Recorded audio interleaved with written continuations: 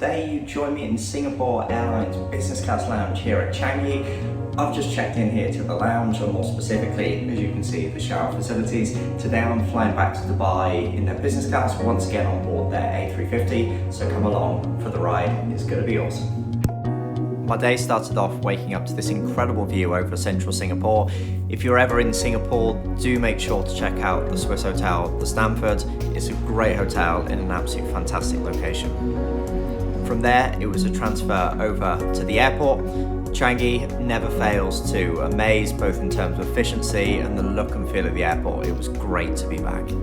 The check-in was subdivided into business class and first class in the premium area. It was really quiet, and from there straight through into the airport and up to the Silver Chris Lounge.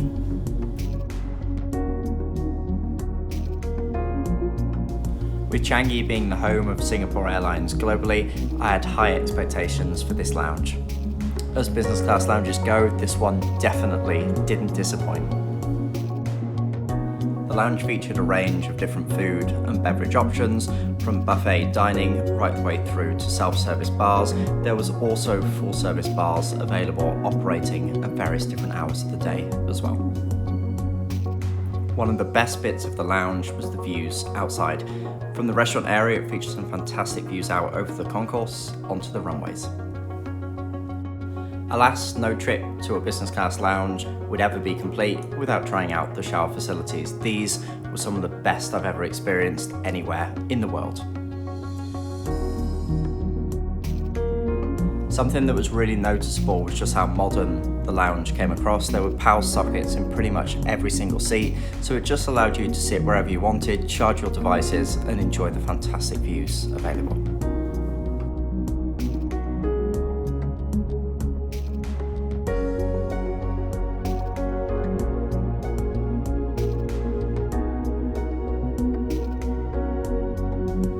After a short walk, my ride to Dubai came into view.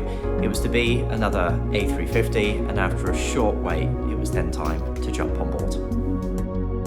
The welcome on board from the crew was exactly what you'd expect from Singapore Airlines. It was incredibly warm, and then it was time to check out this fantastic new cabin that they have. The seats themselves were in a 1-2-1 configuration, with the window seats alternating. Best seats for sure were those just a little bit closer into the window, as this showed, and that's the seat that I went for. Loads of storage space is available, and the seats are very, very high tech, with lots of different configuration options, or within easy reach of where you're sat. Perhaps one of the more interesting and unique features of this seat was the complete wraparound backing to the seat. This also featured a range of different lighting options, so that was really interesting to check out also. As the safety equipment on this aircraft may differ from that of other aircraft.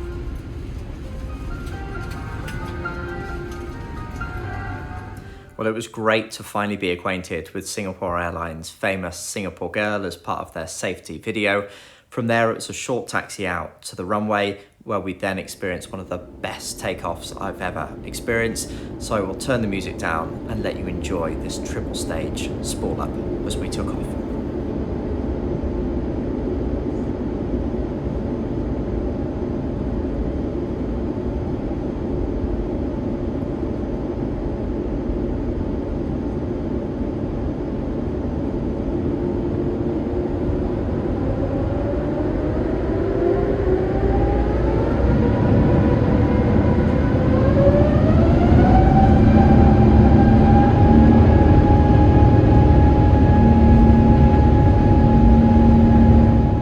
I've always been a fan of takeoffs on aircraft, and that was certainly one to remember.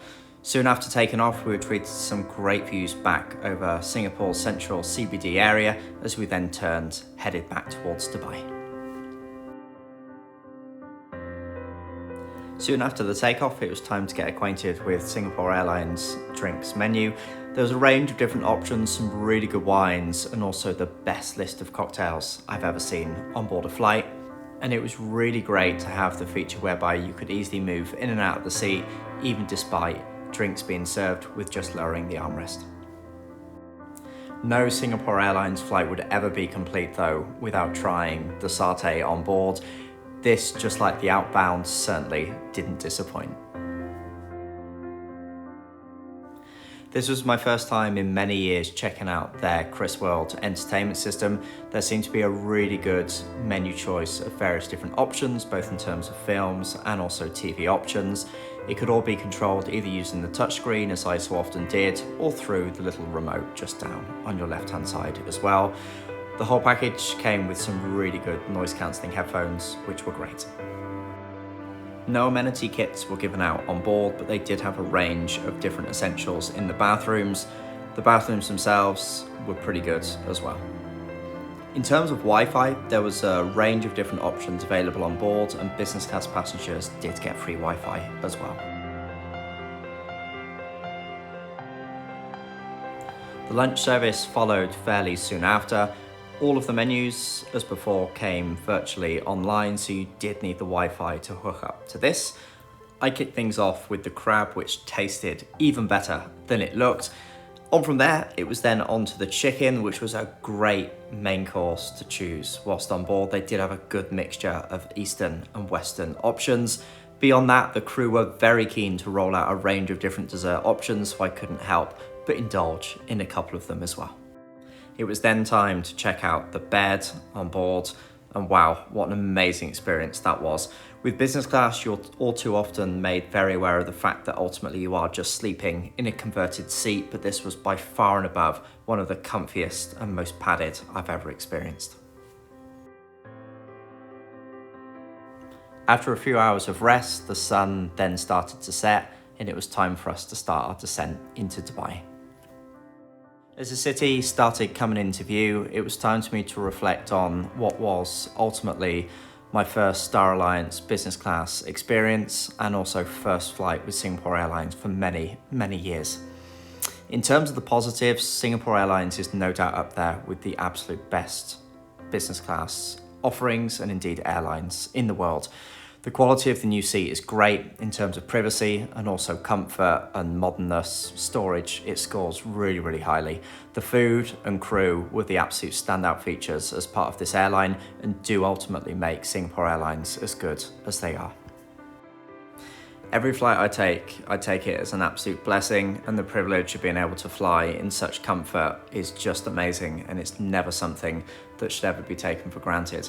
However, when it comes time to comparisons, it is important to rank Singapore Airlines with some of its major competitors in the world.